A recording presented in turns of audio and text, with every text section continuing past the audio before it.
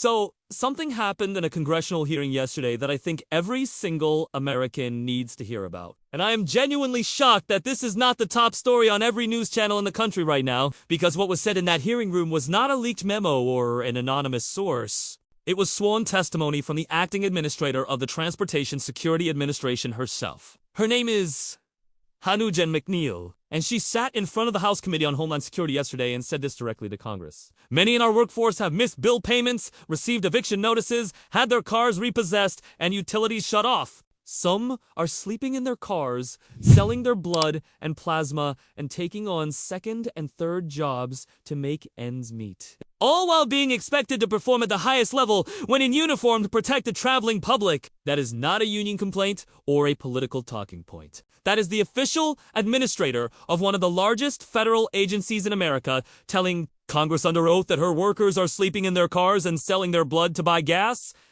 And Congress has done nothing. Let me give you the full picture of what is actually happening here, because I think most people have no idea how bad this has gone. The Department of Homeland Security has been in a partial government shutdown for 38 days.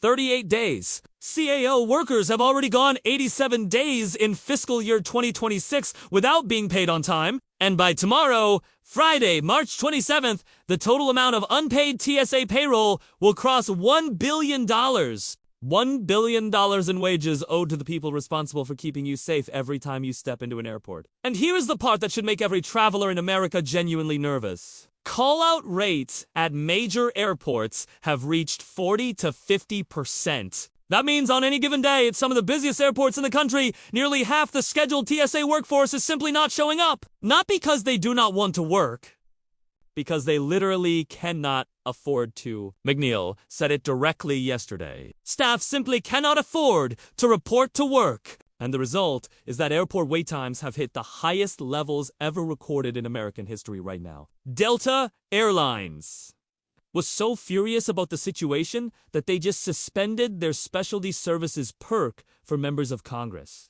Think about that for a second. An airline is punishing Congress for what Congress is doing to the people who work at airports. And 2 pilots just died this week when an airline struck a fire truck on the tarmac at LaGuardia Airport. Republican Congresswoman Sherry Biggs brought that tragedy up directly in the hearing yesterday. Because when you have 40 to 50% of your security workforce absent because they cannot afford gas money, the consequences are not just long lines. They are potentially deadly. Now, let me explain exactly why this is happening, because this story is more complicated than a simple government shutdown. The heart of this funding standoff is a fight over immigration enforcement. Democrats are refusing to fund the Department of Homeland Security unless the Trump administration reforms its ICE operations. This comes after 2 United States citizens were killed in Minneapolis earlier this year during immigration enforcement operations. Democrats want accountability before they write the check. Republicans say that Democrats are holding TSA workers hostage to score political points on immigration. And both sides sat in that hearing room yesterday,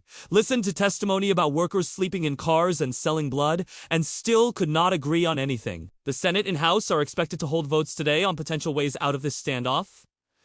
But as of this morning, no deal has been reached. And $1 billion in unpaid wages keeps climbing by the hour. Now, I want to take a step back from the politics for a second, because I think there is a bigger story here that goes beyond the shutdown itself. What is happening to TSA workers right now is a perfect and brutal illustration of something I have been talking about on this channel for a long time. The financial fragility of working Americans in 2026 is so severe that missing even 1 or 2 paychecks is enough to destroy someone's life. These are not minimum wage workers living paycheck to paycheck by bad choices. TSA officers are federal government employees with stable jobs, defined hours, and predictable income. They did everything the system told them to do. They got a government job. They showed up every day.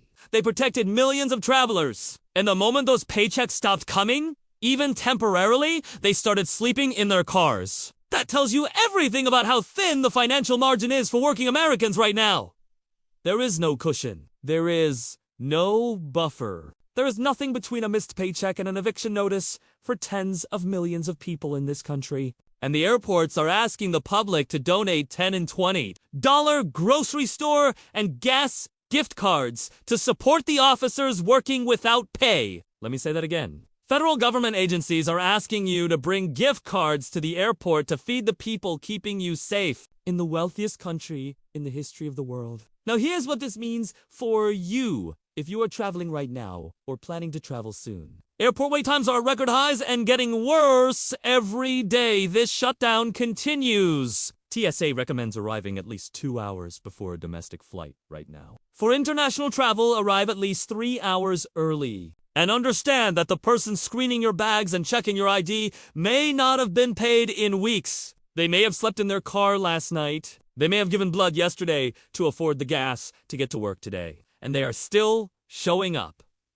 Still doing their job. Still protecting you.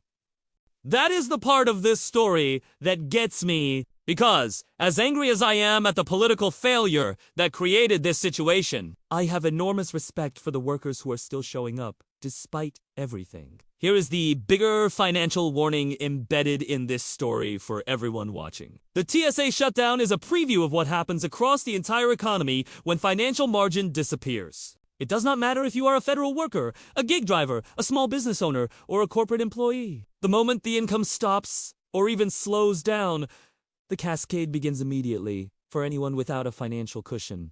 Bill payments missed. Eviction notices arrive. Cars repossessed. Utilities shut off. And then you are selling plasma and sleeping in your car trying to figure out how to get to a job that is not paying you. This is not a TSA story. This is an American financial fragility story. And the TSA workers are just the most visible example of it happening in real time right now. The lesson here is not complicated. Build your financial cushion before you need it. Because if a federal government employee with a stable job can end up sleeping in their car after 2 missed paychecks, the question you need to ask yourself is, what would happen to you?